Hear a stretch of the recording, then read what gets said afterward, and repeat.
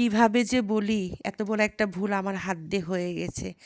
বোনের বাসায় গিয়ে কত আনন্দ ফুর্তি করলাম, কিন্তু দেখেন শেষ মুহূর্তের ভিডিওটুকু আছে, কিন্তু পুরো ভিডিও আমার হাত থেকে ডিলিট হয়ে গেছে। এখন ডিলিট হয়ে গেল কি সেভ হলো না সেটা বুঝলাম না। আমি যখন এডিট করতে বসলাম যেয়ে দেখি যে একটাও ভিডিও নাই। কিন্তু এই ভিডিওর মধ্যে আমি বলেই ফেলেছি যে গত ভিডিওতে আপনারা যা দেখেছেন কি মজা করেছি, এই করেছি, ওই করেছি। তো যাই হোক, খুব কষ্ট লাগলো। আজকের মতো কষ্ট কখনোই লাগেনি। কারণ আমি এত শখ করে এত সুন্দর একটা ভিডিও তৈরি করলাম, খাওয়া-দাওয়া করলাম, সবাই মিলে আনন্দ ফুর্তি করলাম। কিন্তু দেখেন শেষ সময়ে এসে দেখছি যে আমার ফোনে একটাও ভিডিও নাই। এখন আসসালামু আমি আলাইকুম কিভাবে আমার আপুরা, মানে কেমন আপনাদের আছেন সামনে প্রেজেন্ট সবাই? করি? চলে আসলাম আপনাদের মাঝে আমি ঝর্ণা আরেকটি নতুন ব্লগ নিয়ে। দেখতে পাচ্ছেন আমি আপনাদেরকে বাইরের দৃশ্যটা দেখাচ্ছি, কি সুন্দর ঝলমলে একটা রোদ উঠেছে, আর সেই রোদময় দিনটা খুব ভালোভাবে যাবে মনে হচ্ছে। আর এটা আমি কিন্তু ভিডিওটা আপনাদেরকে দেখাচ্ছি আমার রান্নাঘর থেকে। তো এখন আমি রান্নার জন্য প্রস্তুতি নিচ্ছি। আমার মশলা শেষ হয়ে গেছে, এর জন্য আমি এখানে পেঁয়াজ বাটা, মানে পেঁয়াজ কেটে নিয়েছি, রসুন, আদা, কাঁচামরিচ একসঙ্গে আমি এটা ব্লেন্ডার করব। আর এখানে আমার সেই ননদটা যাকে সবসময় আমার ভিডিওতে দেখেন, সে আমার জন্য ছোট মাছ পাঠিয়েছে 2 রকম। তো আজকে এই মাছটা আপনার ভাইয়া যেহেতু ছোট মাছ পছন্দ করে, আপনার ভাইয়াকে এই ছোট মাছটা আমি একটা বেগুন দিয়ে চচ্চড়ি করে দিব। এখানে ধনিয়ার পাতা আছে। আর আমি এই রান্নাটা শুরু করে দিব। যখন শুরু করব, প্রস্তুতি নিচ্ছি, তখন অবশ্যই আপনাদের মাঝে শেয়ার করব। এই তো আপুরা, চলে আসলাম আবার। তখন দেখালাম যে আমি মশলা করার জন্য ব্লেন্ডারে এগুলা কুটে বেছে নিয়েছি। তো মশলা করা আমার হয়ে গেছে। এখানে সব রকম মশলা আমি সাজিয়ে নিয়েছি। এখানে মাংস রান্না করব, তাই তার উপকরণগুলো নিয়ে নিয়েছি। এখানে মাংসর মশলা আছে, এটাও দিব। এখানে আমি বেগুন কুচি কুচি করে কেটে নিয়েছি। আর এই যে ছোট্ট মাছ দেখতে পাচ্ছ, এই ছোট্ট মাছটা আমার এই ননদ পাঠিয়েছে, কুটে ধুয়ে সে দিয়ে পাঠিয়েছে। আমি শুধু জাস্ট একবার ধুয়ে নিলাম। আর এখানে কিন্তু আমার ছোট মেয়ে মুরগির মাংস খাওয়ার জন্য আবদার করেছে, যেহেতু সে গরুর মাংস পছন্দ করে না, সে মুরগি খেতেই ভালোবাসে এবং বুড়িদের মতন করে সে হাড্ডি সহকারে মাংস খাবে। ছোটোবেলা থেকে কিন্তু এটা অভ্যাস। আর রান খেতে পছন্দ করে, আর হাড্ডিওয়ালা মাংসগুলো যেটাতে হাড় আছে সেই মাংসগুলো পছন্দ করে। এবং কয়েকটা আলু দিব বলে এর সাথে আমি কুটে নিয়েছি। আর এর সাথে কিন্তু এখানে লেবুটা দেখছো, এই লেবুটা কিন্তু মাংসের মধ্যেই যাবে। আমি মাংসের ভিতরে কিন্তু লেবু এবং ছোটো মাছেও কিন্তু লেবু খেতে পছন্দ করি। তো শুরু করা যাক আজকের আমার রান্না। বাইরের রোদটা দেখো কি দারুণ হয়েছে। তো আমি কিন্তু এই ফাঁকে চুলোতে কড়াই বসিয়ে দিয়েছি। এখন তোমাদের মাঝে আমি রান্না করব আর তোমাদের সাথে গল্প করব। তো ঠিক আছে, আমি রান্নাটা শুরু করে দিই। তো এই তো তেল গরম হয়ে যাচ্ছে। এখন আমি হলুদটা দিব, কারণ আলু ভাজবো তাই হলুদটা দিব।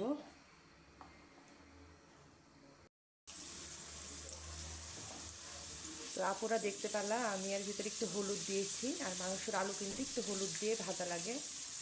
আর একটু লবণ দিব, একটু লবণ দিলেই হবে, অল্প একটু।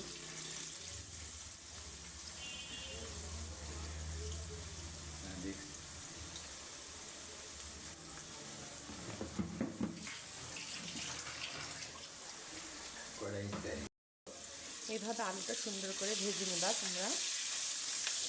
আমি এভাবে ভেজে নিই আলু। আর মাংসের ভিতরে কিন্তু আলু ছোটো বাচ্চারা এমনি পছন্দ করে, অনেক পছন্দ করে তারা, যে মাংসের ভিতরে আলু খাবে।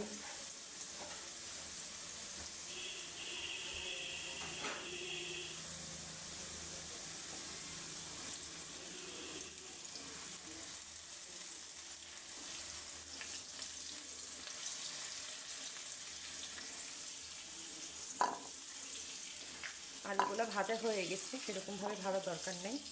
এভাবে ভাজার পরে আর সুন্দর করে এটাকে তুলে এই তেলেই আমি কিন্তু এখন মাংসটা কষিয়ে নেব। মাংসটা কষানোর আগে কিন্তু মশলাগুলো দিয়ে দিই।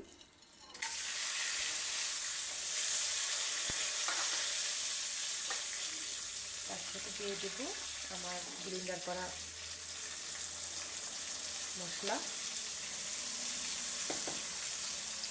তোমরা তো দেখতে পেয়েছো যে আমি কী কী দিয়েছি উপকরণগুলো।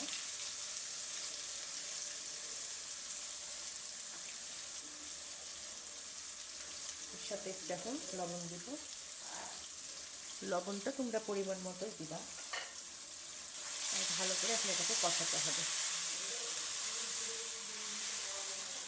কালকে তোমরা দেখতে পেয়েছো কালকের ভিডিওতে যে আমি আমার বোনের বাসাতে রান্না করছিলাম, অনেক মজা করে সবাই আনন্দ করে খেয়েছি। আসলে পরিবার মানেই আনন্দ, জানো। পরিবারের নিজের কয়েকটা সদস্য থাকলেই আমাদের পৃথিবীর হাজারো সদস্য কোনো দরকার হয় না, মানুষের দরকার হয় না। আমি মনে করি আমার ফ্যামিলিতে যে 4-5 জন আছি আর আমার বোনের ফ্যামিলিতে যে কয়জন আছে আর আমার মা, এটাই কিন্তু আমাদের পৃথিবী। আর এর বাইরে কিন্তু যারা আছে তারা কিন্তু আমাদের সঙ্গে প্রায় স্বার্থে মেলামেশা করবে, নিজেদের স্বার্থে, কিন্তু অনেকজন এমনও আছে যারা নিঃস্বার্থভাবে মেলামেশা করবে। তো আজকাল কিন্তু মানুষের সাথে মেলামেশা করতেও ভয় লাগে। তো সেই আলোচনাটাই করছিলাম। তো যাই হোক, কালকে অনেক মজা করেছি, একসঙ্গে খাওয়া দাওয়া করেছি। আমার পছন্দের ইলিশ মাছ, চিংড়ি মাছ আমার বোন আমি যাওয়া উপলক্ষে বের করে রেখেছিল, তো সেটাও খেয়েছি, রান্না করেছি। সবাই মজা পেয়েছে আমার রান্না খেয়ে। তোমরা তো শুনতে পেয়েছো ভিডিওতে কী কী বলেছে আমার ছোট্ট বাবাটা, আমাকে কী কী বলেছে। তো সব মিলায় কিন্তু পরিবারের কাছে সবাই আনন্দই করতে যায় এবং আনন্দ করতে সবার ভালো লাগে। আমারও অনেক ভালো লাগে। মনে হয় যে যখন আমরা পরিবারের সবাই একসাথে থাকি সময়টা কেমনভাবে তাড়াতাড়ি পার হয়ে যায়।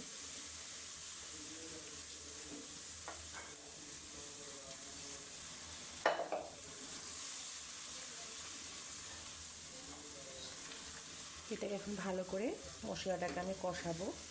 তোমরা সচরাচর দেখে থাকো আমি এইভাবে মশলা কষাই এবং রান্না করি। নতুন আর কী করব বলো, যেভাবে করি প্রতিদিন সেভাবেই করি। আর ভিন্ন রকম যখন তরকারি আমি রান্না করি তখন অন্যরকমভাবে আমি চেষ্টা করি করার। এখন আমি এই মাংসের ভিতরে আমি কিন্তু একটা লেবু চিপে দেবো।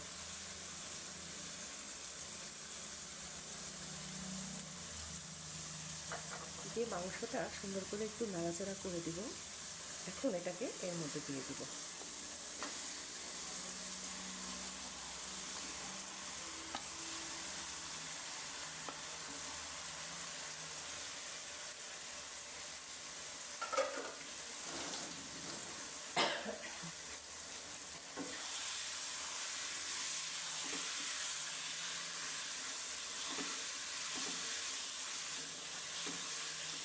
যখনই মশলা টশলা কষানো শুরু করে দিই তখনই আমার কেন জানো কিন্তু কাশি চলে আসে।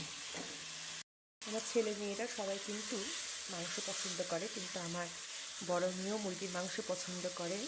সে রান হবে, সলিড মাংস হবে, এটাই খুশি। কিন্তু ছেলে আবার একটু ব্যতিক্রম, ছেলে আমার গরুর মাংসটা বেশি পছন্দ করে, মুরগির মাংস চলবে কিন্তু আহামরি এত পছন্দ না। ছোটো মেয়েরও কিন্তু মুরগির মাংস অনেক পছন্দ, মানে দুই বোন একই রকম হয়েছে। সবজি খাবে, মাছ এত পছন্দ করে না, খালি আমাকে বলে কেন তুমি প্রতিদিন মাছ রান্না করো, মাছ খেতে ভালো লাগে না। তো মাছ তো আমাদেরকে খাওয়াও লাগে বলে। তো আমি এখন এই মাংসের মশলাটা দিয়ে দেবো।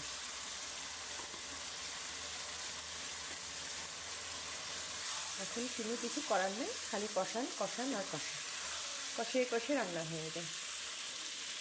তো কালকে যখন মায়ের ওখানে গেলাম, আমার মা অসুস্থ, একটু মাদার সমস্যা আগে থেকেই, অসুস্থ হয়ে আছে। মাকেও দেখে আসলাম হঠাৎ করে, কারণ বোন হঠাৎ করে ডাক দিয়েছে, না গেলে কিন্তু না। কারণ বোন যখন ডাক দিবে তখন যেতেই হবে, কারণ মায়ের পেটের বোন কোনো রকম বিপদ আপদে পড়লে একমাত্র এক মায়ের পেটের সন্তানরাই কিন্তু সহযোগিতা করে, সাহায্য করে এবং তাদের পাশে এসে দাঁড়ায়। তো আমার দিক দিয়ে কিন্তু ব্যতিক্রম কিছু না, যেহেতু আমরা দুইটাই বোন আর আমাদের কিন্তু কেউ নাই। আমার একমাত্র মা, আমরা দুইটা বোন এবং আমাদের দুই বোনের যে সন্তানরা আছি, এটাই কিন্তু আমাদের ফ্যামিলি। এবং আমরা চেষ্টা করি একে অপরের পাশে থাকার জন্য। যে যখন বিপদে পড়বে, যার যখন প্রয়োজন হবে, এক ডাক দিলেই যেন সবাইকে কাছে পাওয়া যায়। তো আমার বোন যতই বিপদে থাকুক আর যে অবস্থাতে আমাকে ডাক দিক, আমাকে কিন্তু যেতেই হবে, কারণ সে আমার বোন। আমি যখন কোনো বিপদে পড়বো, আমি যখন ডাক দিব, তাকেও কিন্তু আমার পাশে এসে দাঁড়াতে হবে, কারণ সে আমার বোন। তো এই বোনদের ভিতরে কিন্তু এই সম্পর্কটা সারা জীবন থেকে যায়। আমিও চাই যে আমার বোন, আমি যেরকমভাবে সম্পর্কটা ঠিক রেখেছি, আমাদের সন্তানরাও যেন একে অপরের ভাই বোনদের সাথে ঠিক এইভাবে সম্পর্কটা ঠিক রাখে এবং ওরা ওদের মতন করে একে অপরকে সাপোর্ট দিয়ে চলে। কারণ ওরা ভালো করে জানে যে ওদের পাশে দাঁড়ানোর মতন বাইরের মানুষ নেই। বলে না, কথায় আছে, ভিক দেওয়ার মানুষ আছে তো ভিক দেওয়ার মানুষ নাই, সেরকম একটা অবস্থা। এটাকে আমি একটু নাড়াচাড়া করে এখন এটাকে কষানোর জন্য আমি ঢেকে দিব। তারপরে আলু দিয়ে আবার কষাবো। কষানোর মধ্যেই কিন্তু আমি কিছু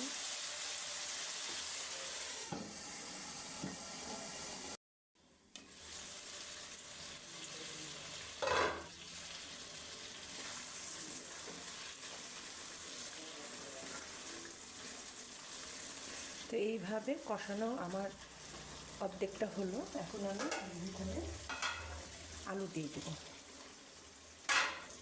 তারপরে আলু দিয়ে কিন্তু আবার এটাকে কষাতে হবে, কারণ যত বেশি তোমরা মাংসটা কষাবা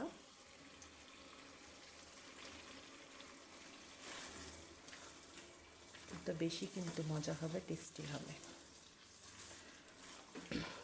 আমি এভাবে রান্না করি, সবাই পছন্দ করে, আমার বোনের মেয়েরাও পছন্দ করে। খালামণি, তোমার হাতের মাংস রান্না খুব মজা, মাংস অনেক কষানোর পরে খুব টেস্ট হয়। আমার বোনের হাতে রান্নাও কিন্তু খুবই সুন্দর। তো কালকে আমি ইচ্ছা করে সবাইকে রান্না করে খাওয়াইছি, যে অনেক দিন যেহেতু আমি রান্না করে খাওয়াইনি। আমার বোনের শরীরটাও বেশি ভালো না, ওর শরীরটা একটু অসুস্থ, সেজন্য গেলাম হঠাৎ করে। আজকে আবার আমার মেয়ের পরীক্ষা, ও খাওয়া দাওয়া করে যাবে, দুপুরবেলা পরীক্ষা আছে 1:30-এ। এই জন্য রান্নাটা সকাল সকাল চাপিয়ে দিলাম। ভাত রান্না হয়ে গেছে, এখন মাংসটা হয়ে গেলে সে রেডি হয়ে খেয়ে চলে যাবে স্কুলে পরীক্ষা দিতে।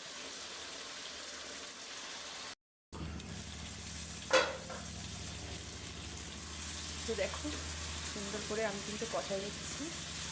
আলু দিয়ে কষানো হয়ে গেলে এর ভিতরে পরিমাণ মতো যতটুকু তুমি ঝোল খাবা ততটুকুই পানি দিবা তোমরা।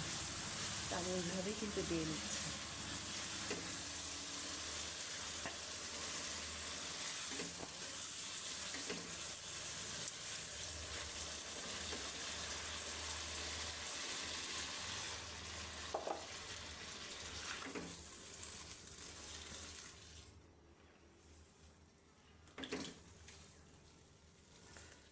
আর একটু পানি দিব, যেহেতু পানি আরও লাগবে।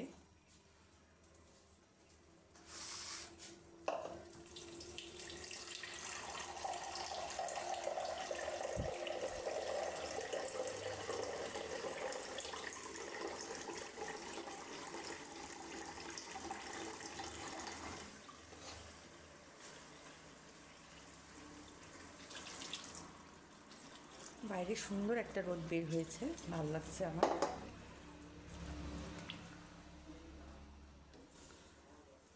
দারুণ। তো এই তো এখন আমি এটাকে ঢেকে রাখবো।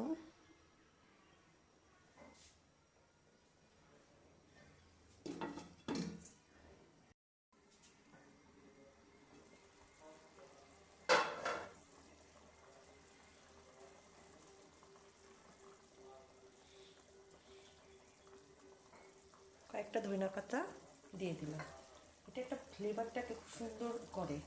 আমার কিন্তু খুব ভালো লাগে ধনিয়া পাতা, আমার খুবই পছন্দ সব রকম তরকারিতে দিতে। কিন্তু আজকেও আমার ছোটো মেয়ে বলবে, কেন ধনিয়ার পাতা তুমি দিলে, আমি তো খাই না, আমি এটা ওটা, মানে নানা রকম তাল বাহানা যেটা বাচ্চারা করে থাকে।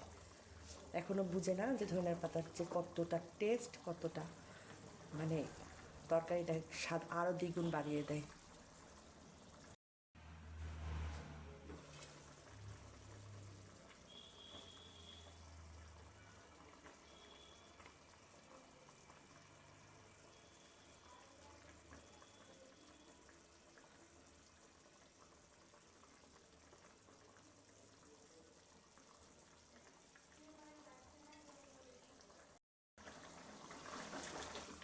তো যাই হোক, আমার কিন্তু মাংস রান্না হয়ে গেছে, আলুও সিদ্ধ হয়ে গেছে, মাংসটাও হয়ে গেছে। এখন আমি এটাকে সুন্দর করে নামিয়ে নিব, দিয়ে মাছটা চাপিয়ে দেবো। এখন দেখো, আমি কিন্তু ছোটো মাছটা বেগুন দিয়ে কীভাবে চচ্চড়িটা করি সব কিছু একবারে দিয়ে দিলাম। এখানে 1 চামচ মশলা দিলাম, মশলা বাটা। তারপরে একটা একটা করে সব উপকরণগুলো দিয়ে দিব।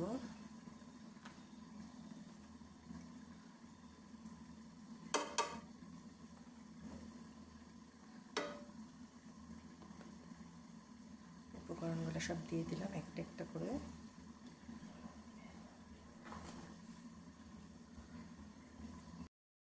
সব উপকরণ দেওয়া শেষ। এখন এটাকে খুব সুন্দর করে আমি হাত দিয়ে এখন মাখাবো, চটকে চটকে মাখাবো। আর এইভাবে কিন্তু মাছটা মাখানো যাবে না, যেহেতু মাছটা ভেঙে যাবে। তো এইভাবেই আমি বেগুনটাকে ভালো করে হাতের যতটুকু পারা যায় শক্তি ততটুকু আমি বেগুনটাকে চটকে দিব। তারপরে আমি ছোটো মাছগুলোকে ওর সাথে মাখিয়ে দেবো, জাস্ট মাখিয়ে দিব, চটকানোর কোনো প্রয়োজন নেই।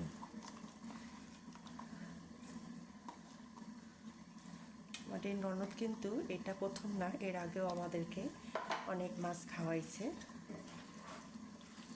কারণ ননদ জানে যে ওর ভাই ছোটো মাছ পছন্দ করে, এর জন্য প্রায় তার ছেলের হাতে আমাকে মাছটা দিয়ে পাঠায়।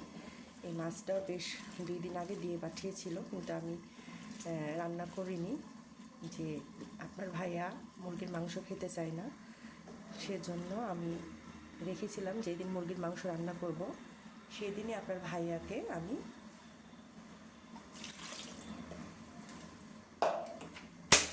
এই মাছটা রান্না করে দেব।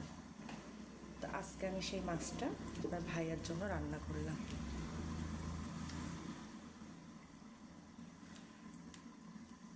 তো আমার দেওয়া শেষ, ঠিক নামানোর একটু আগেই আমি এর ভিতরে ধনিয়ার পাতা এবং লেবুর রস দিয়ে নামিয়ে নেব, এতে আমার মাছটা খুব সহজে হয়ে যাবে।